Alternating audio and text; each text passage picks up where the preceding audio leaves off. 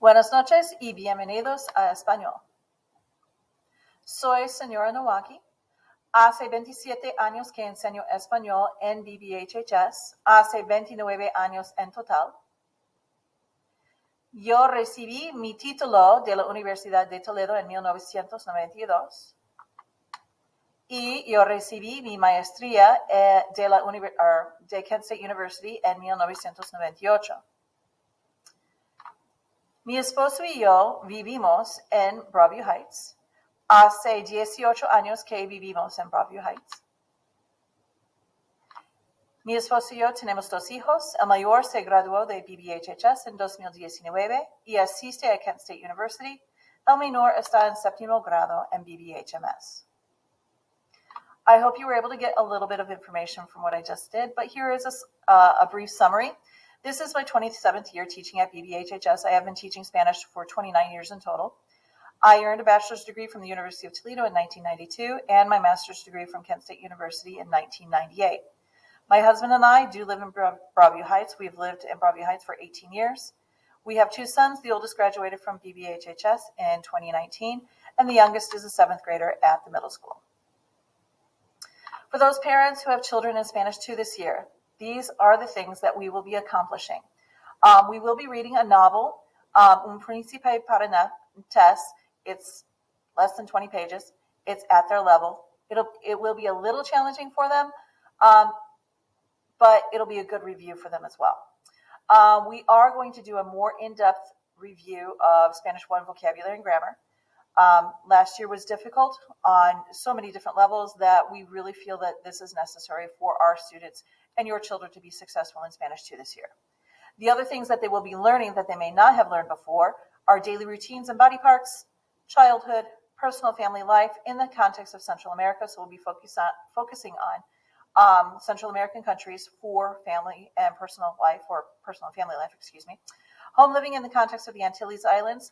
So we're going to talk about the house and the chores and things like that in the context of Puerto Rico, Cuba, and La República Dominicana.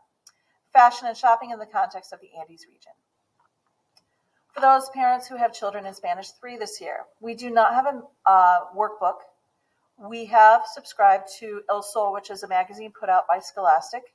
It is a bi-monthly magazine, and we are reading articles. We have already started reading articles in there about the return to school, the uncertainty of returning to school. They're going to be reading something about disinformation, as well as sleep and how important sleep is, especially for teenagers. They will also be reading 2 novels, La Gran Aventura de Alejandro, which is about a boy who finds a magic ring in Spain and has adventures and meets various characters and literary figures and travels different places in Spain. We will also be reading Viviana y su Gran Aventura Mexicana. So this is a sequel to Alejandro, and this is about Viviana and her adventures in Mexico. They will also be learning about feeling and living in the city, the influence of media, generations of movement, nature, and environment. For those students or those parents who have students in AP Spanish Language and Culture, we will be reading a young adult novel, La Ciudad de las Bestias, by Isabel Allende, who is a very well-known, very famous writer, Chilean writer. We will also be focusing on the 6 AP themes: personal and public identities, science and technology, global challenges, families and communities, beauty and aesthetics, contemporary life, and we will be doing many AP practice tasks so that they're prepared for the AP exam on May 11th. How can you support your Spanish language learner? Well, encourage them to listen to Spanish outside of class assignments. Watch Univision, Telemundo, listen to Spanish language podcasts. They could even take some type of video or even on one of the streaming services, put on the Spanish dubbing or even the captions. Encourage them to read Spanish outside of class assignments. They could do online Spanish language articles. Duolingo is not a bad idea, all right? Those are things that you can do to help support your Spanish language learner. My planning periods are 2nd period and 7th period.